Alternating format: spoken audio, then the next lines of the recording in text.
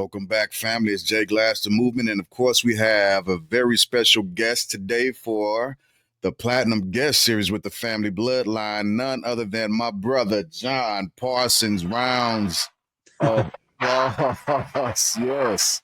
Yes, yes. It's like we were saying, bro, before we started the record, man. It's been a long time since we've been able to catch up and speak, man. I'm really excited to talk to you, and I've I've been a fan of your music for a while now, for a while. So let's make sure. Bam! Let's get you there. Get you Yeah. there. Yeah, man, it's great to see you again. I mean, we're not seeing each other in person, but this is, almost as good, I guess. But yeah, it's been a long time, dude, and I'm just really excited to talk with you and catch up a little bit. And I appreciate you, thinking of me and setting this up. So Yeah, absolutely. Always thinking about you, man. How's the wife doing, by the way? she's good, man. She's doing good, dude. She's killing it. She's got her own little business going on out here in Colorado, and she's doing artwork and just, she's just a great person, man. She's just amazing. So I'm really happy for her, and I'm happy that she's in my life. That's great. That's great. That's always good to hear, man. Definitely. So, what have you been up to lately, as far as personally, musically, even involved with our craft? What all have you been into? Man, that's a lot. I mean, it's been like okay. So I moved from California to Colorado about 7 years ago or so. Has it been Um, that long? yeah, dude, like it's I know it just kind of flew by, but yeah, it's been a while. Um, and I kind of wanted something new, wanted to get away from the cost of living in California and just kind of challenge myself and try to start over somewhere different. And I did pretty good. I mean, I was able to get a job really quick and get a place, and everything was a bit more affordable here and stuff like that. And so I just hit the ground running and created a cool little environment for myself. And I met an amazing woman and got married, and so things have been good. Since I've been here. I think before I moved out here, I was in a band called Delusia for many Yeah, years, and then moving out here, I didn't have a band anymore. So I just went back to being a solo artist and just been working on music, the whole time. I think I've released like 5 albums or something since I've been here in the last 7 years, I think. wow. Done a bunch of collaborations and stuff, but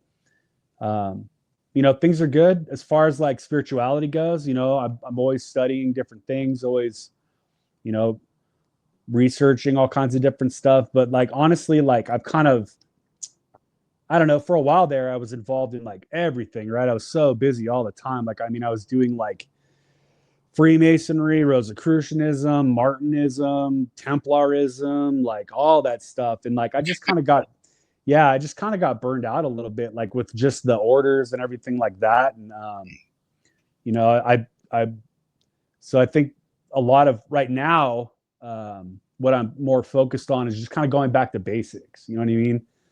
Like just simplicity, less is more. Just kind of focusing on like foundational Yeah, teachings and foundational texts and stuff like that. And I still consider myself, as far as Freemasonry goes, like my main lodge would be in Peninsula 168 in California. I haven't really found a lodge out here. Like, it's been 7 years and I didn't really look that hard, but like, I don't know. It's hard to make that connection again. You know what I mean? With people. So I just kind of been laying low and sort of hibernating, man. yeah, yeah. Yeah. Sometimes it's good to step away for a little bit, like you said, getting regrounded, refocus, especially pushing back to like foundational things Yeah, to immerse yourself within yourself. Right? exactly. You can't really do much for anybody else if you can't do for yourself first, and you don't know where if you don't know where you are, you'll never be able to center yourself for anybody else. And so Yeah. I think, That's, yeah, yeah. I think that's a very admirable thing, man, and it also talks about how well you know yourself, knowing that that's one of the things that you wanted to get back to, one of your core values. I've always admired you for that, man. Because yeah, you were involved with a lot, and you were balancing a ton of different things, but you always seemed grounded to me. You always seemed as if you had a foundational ground, and you were always just a dope guy to me, man. Always. Well, you Yeah. make it easy. Thanks. I You know, I appreciate. was actually like thinking about that with you. That I've always found that you're very grounded too, man. Like you're very, you know, you're easy to talk to. You know what I mean? You're very straightforward. You know, you're authentic, and that's all stuff that I try to be. You know what I mean? And like, you know, I think that's something that Freemasonry Mhm. um, kind of kind of helps people with, right? It helps them develop that, like, you know, having that balance of like having one foot on the ground at all times. You know what I mean? Like, you know, there's a time for this, there's a time for that. Everything's balanced, and that's kind of, you know, that's exactly what you're saying. Is it's grounding for me, like just trying to focus on that, and like, you know, when things get crazy, just kind of remember it's a balance, like it's a, Mm, you know, a shift. There's always a shift. It's like a pendulum. It just goes back and forth, right? yeah. So, Yeah. you know, That's great, man. See, that's what I'm talking about. I've always like like listening to what you got to say because there's a lot of value. There's always value in whatever you've had to say, man. That's awesome. That really, really is. So you've been out in well, Colorado. dude, Go ahead. Go ahead. yeah, sorry, I No, was you're gonna fine. say, like, you know, I appreciate you too. Like, I appreciate everything you do. I appreciate, like, you know, all the leadership that you embody. I mean, you like back when I started kind of running Templar meetings and kind of stuff like spiritual study groups and stuff back in San Francisco area. Like you were Yeah. there, dude. Like day one. Like, so you're a part of that too, bro. Like you're a part of that original crew, man. Like, you know, so you know, and I think we did some pretty powerful work, man. I think people really got a lot out of that. Our core group of people, and that's always going to be special to me, dude. So you're a part of that, bro. And like, so you get tons of credit, man. Like, you know.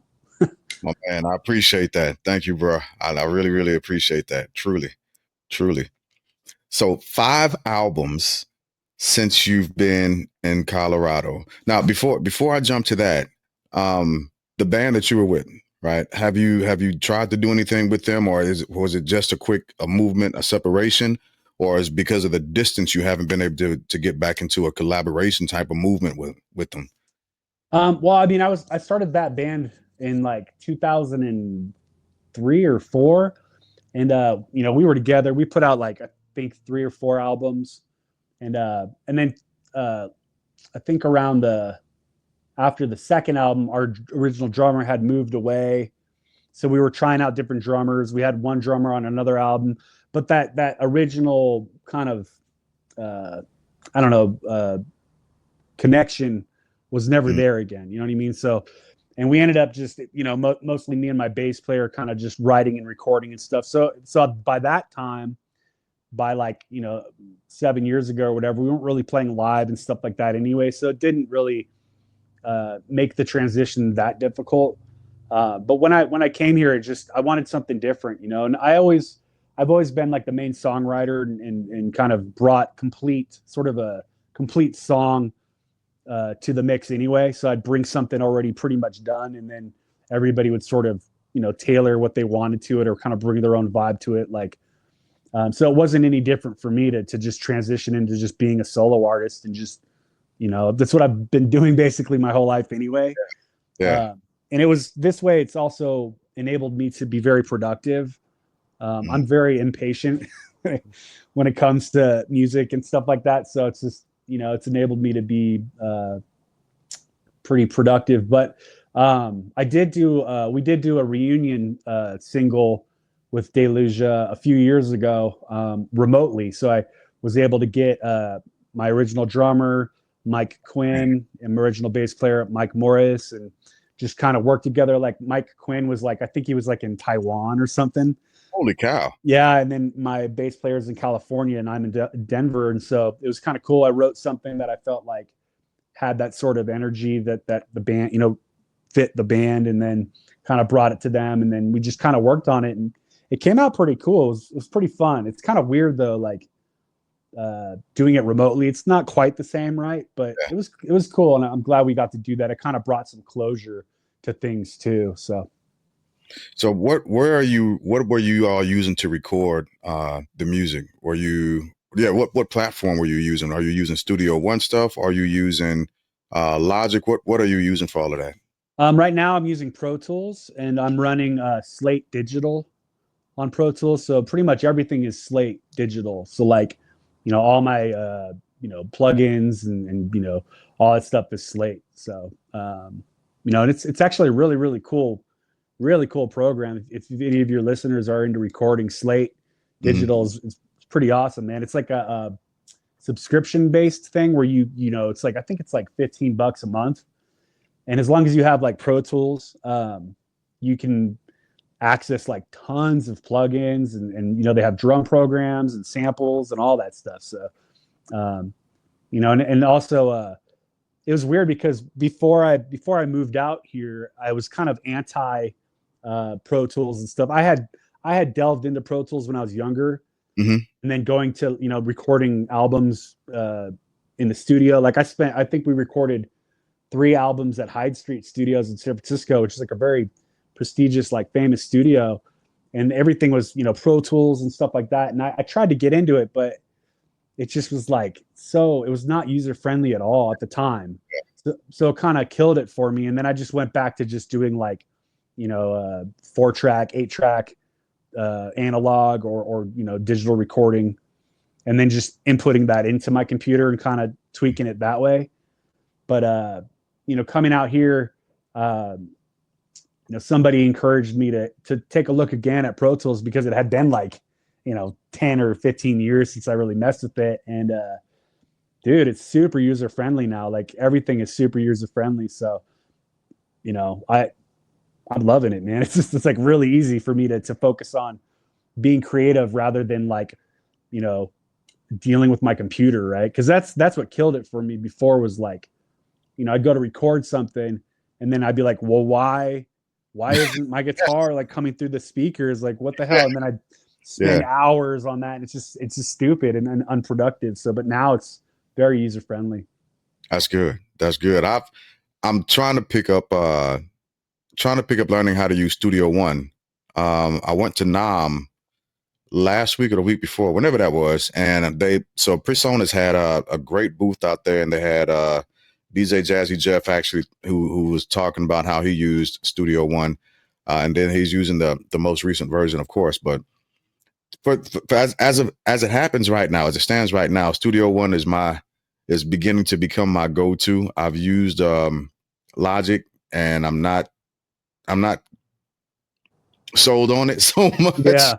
Yeah, That's the honest truth. But Studio One it's so simple to me. Right? It's so simple that when I figure out how to do something, like my buddy took me, another brother of ours, he took me through some movements on how to correct times, time signatures, yep, quantizing, and all the other stuff last night, and I was listening to him and watching him do it, and all I could think was, "Well, that's too easy. I don't know why I didn't think of doing it that way. I yeah, couldn't figure it out." So, but yeah, that's my go-to. I'll check out. I'm gonna check out some other software because I do like some of the plugins that we're using on Studio One. It's just I just want to. I'm not committed to one thing. That's all. yeah, That's all. Music is too big of a thing to be committed to one space in one area. So I'm definitely going to start putting my hand towards some other things. So yeah, that's great. So a question that I had when you were telling me about Delusion and the reunion. So with that, you guys recorded. How many tracks did you record together? So there was probably uh two, probably 4 guitar tracks. So what I usually do is I'll do heavy, the distorted guitars. Yeah. I'll record 2 of those independently, and then I'll pan them hard, like one left real hard, one right real hard.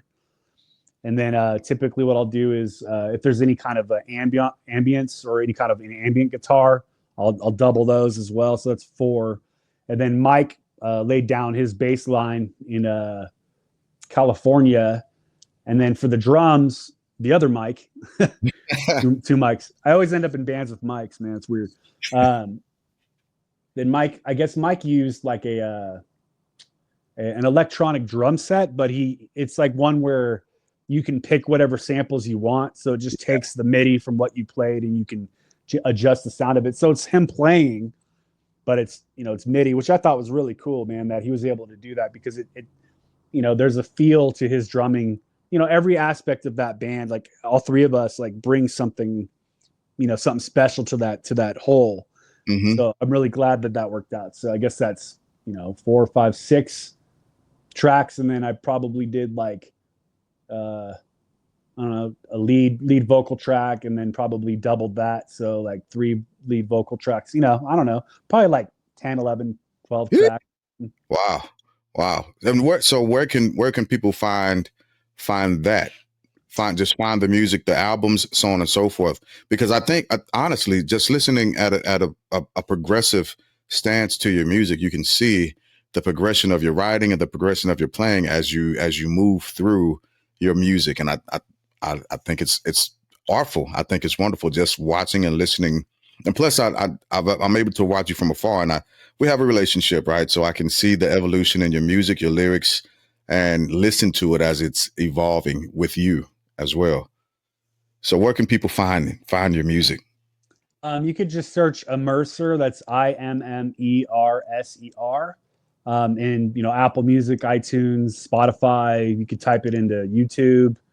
You can just type it into Google. You'll find me, or just search my name. For Delusia, that's spelled Deilusia.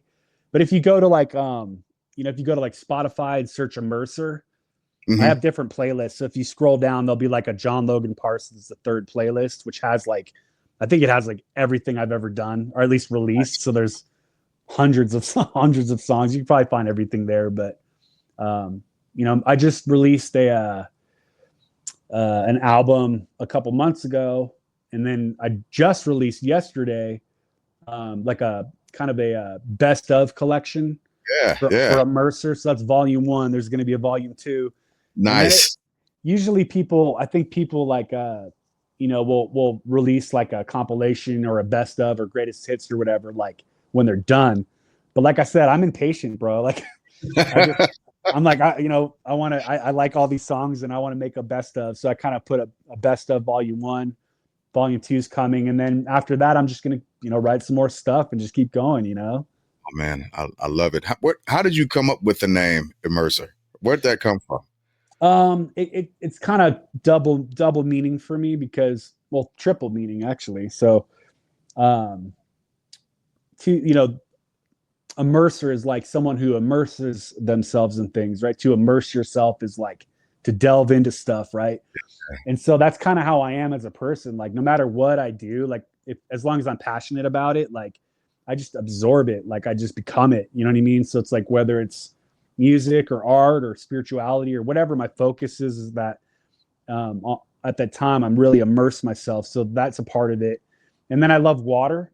You know what I mean? Like water is a big part of my life. The ocean, it's just very sacred to me and very healing for me. So like, the idea of immersing yourself in water or being immersed. And then also, spiritually, St. John the Baptist was also referred to as St. John the Immerser. So like, and that, and he was someone who initiated people or was a teacher. So that kind of resonated with me too at that time, because I was very heavy into spirituality and wanted to be that sort of a, example for people, or try to help them. And so all of those things kind of came together, and that's where it came from. That's great. Yeah, I love it. You have one hell of a style of play. Like your riffs are crazy, bro. You got one hell of a style of play. I love listening to how you chop your acts up. It's beautiful. Where did you cultivate that from? What was your inspiration of learning how to play like that? What guitarist or musicians or whatever, what inspired you to lay it down like that, bro? Because you are crazy good on that thing. Thanks, dude. I mean, I've been playing since I was 8 years old, so I'd hope that I'd be able to be able to Yeah. play it by now. Right. So I don't know. I mean, I started when I was really young. My father was a guitar player. My mother played violin. My brother actually played the drums too a little bit back when he was younger and stuff like that. So I have music in my blood. Mm. And then my father passed away when I was really young. He passed away when I was 4. And so for me, picking up the guitar at a young age was a way for me to sort of still connect with him, even though he was gone, because it was something I knew he was passionate about. And I think in the beginning, when I was learning, I think that's what drew me to it so strongly, and why I would spend so much time with it, because it was kind of a representation of my dad, right? Mm. So, so I think it really just, I really gravitated towards that. And then I started my first band when I was 10, with some guys in school, and we just made little demos, and we'd play like block parties and stuff like that, and play local rec centers and stuff. And I think, and at that time when I was around, between 10 years old and I don't know, like 14 or 15, uh, I was heavily influenced by like, all the grunge stuff that was going on at that time, Nirvana, Pearl Jam, Sponge, all that stuff. And then the metal too, like Pantera, Sepultura, Metallica, Megadeth. And then even heavier stuff like Morbid Angel, Cannibal Corpse, like, all that. But I'm also inspired by like Prince, or like Michael Jackson, or, just all the stuff I grew up listening to. Um, and then as I got kind of older, I started, I'd go to band practice, and then one of the other guys would be like, "Oh, we need to take a break," and they'd go play video games or something. I'd be like, "Can I play your drum set?" Or "Can I play your bass?" So I would spend time just learning all these different instruments, and through that, I learned how to play drums, bass, piano, guitar. And I think, I don't know, like it's weird because a lot of people, I've actually heard that before, that people say like, when they listen to some of the music I write, that it hits them different. Like there's a way that I approach certain chord changes, Mm-hmm. things like that, some people might not think about, but for me, it's a natural thing. It's just how I write. So to me, it's not weird at all, but it's odd for me because people, I've heard that a few times where people say, "Hey, man, like that's really crazy, that chord change you do right there. Like that's totally out of the blue. It's this wackadoodle," Yeah. But to me, it doesn't. It just seems normal to me. But I mean, as far as guitar players, like, man, I'm inspired by so many, dude. Like I don't know if you're familiar with any of these people, but like Eric Johnson is amazing. Mike McCready from Pearl Jam's amazing. Yeah. Actually, I have like right here, just sitting on my couch as usual. But this is one of my new babies. I've Mhm. had this for probably about a year now. But it's a Mike McCready signature guitar. Holy Pretty cow. cool. Yeah, it's a nice Strat, and it looks kind of beat up because that's kind of how it comes, because it's supposed to look like it's relic. So pretty Okay. cool, dude. That's Um, nice. Stuff like that. Yeah. Because I can definitely feel, and it's almost palpable, the grunge influence, but you also have that metal influence that pushes through at times where it really is unexpected. It's totally unexpected, but it's also perfect. It's almost like a comparable to like a Thelonious Monk type of jazz deal, right? Wow, that's cool. I never heard that before, man. But that's interesting that you say that. But like, yeah, man, I don't know. It's weird. Like, um, when I write music, I don't typically set out to like write a certain way, or I don't sit down and be like, okay, I'm gonna write a metal song. It's just kind of what comes out. You know what I mean? That's just the way that I express myself. It's the easiest way for me to express myself. Um, it's I found that it's difficult for me to write really happy stuff. Like I've never really been able to write like a happy song. Mhm. I mean, there's undercurrents of optimism in it, but it's like it's never like a happy freaking song, dude. Like I tend to write kind of darker or stuff that's more emotional or brooding kind of. But so that's a challenge for me, is like, how can I maybe write something a little less like dark? So I don't know, man. I think you're like the lyrics. the musicianship in the lyrics, it freaking works first off. But I don't. I mean, maybe because I am actually listening to the lyrics also, and I can pick up what you're saying. Because I don't necessarily think it's horribly dark. I think it's a punch in the gut for reality. That and it's a place where people don't often want to actually take the lyrics and, like you said, just make the happiest of songs. But it's reality, right? And it's a reflection of everything that's happening around you right now. Like when you're talking about corporate entities and losing rights and all it, like it's dope. So again, I think it's simply a reflection of where we are right now. Um, and it's an understanding you're doing it in a poetic fashion. And like I say to people all the time, art is subjective. So there's no right or wrong way for it to be.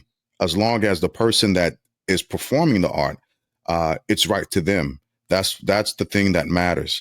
And the way your performative measures with your art, yeah, if it's not right with you, man, we gotta have a different conversation because like your writing style, and I'm gonna ask you about that in a second. Your writing style and the way it marries up to the actual music that you have, absolutely spectacular. I enjoy listening to it, and it's almost to a point to where I want to sit down and analyze how you've come up with certain phrasing to fit a specific part of the song, right? And essentially, what that would go into is a writers guild with music engulfed in music, just to see your process on how you get there, because I think it's fantastic.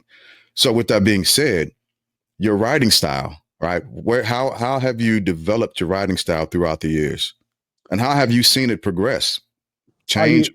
Yeah, same? you're kind of referring to lyrics, right? Like as opposed to the music. Now we're talking sort of lyrically.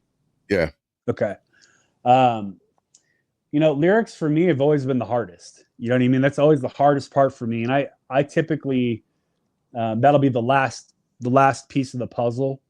So I'll write the music, I'll write the song, I'll lay down all the tracks, all the drums, the bass till it's basically done, Hmm.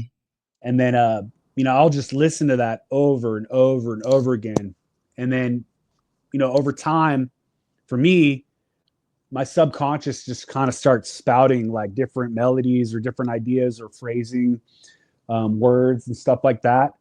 Um, and then what I'll do is just usually, I'll have a notebook and I'll just write, like just whatever, like, you know what I mean? I'll have a certain idea of maybe a chorus or something I want the song to be about or whatever. And then I just kind of write, man. And, you know, and probably like, after I have enough material to pull from writing, like I'll just go through and just chop it up, dude, until it works. You know what I mean? Mm. But it's always that's always been the hardest for me. Like, um, walking that balance of like I don't want my lyrics to be like super specific because I feel like it that takes away from the listener being able to like make it their own. Yeah. But then I don't want to be too like, you know, out there. Like, it's just this balance of like, trying to be a little cryptic, but also not, so there's that balance for me. And then, you know, honestly, like rhyming for me too has always been like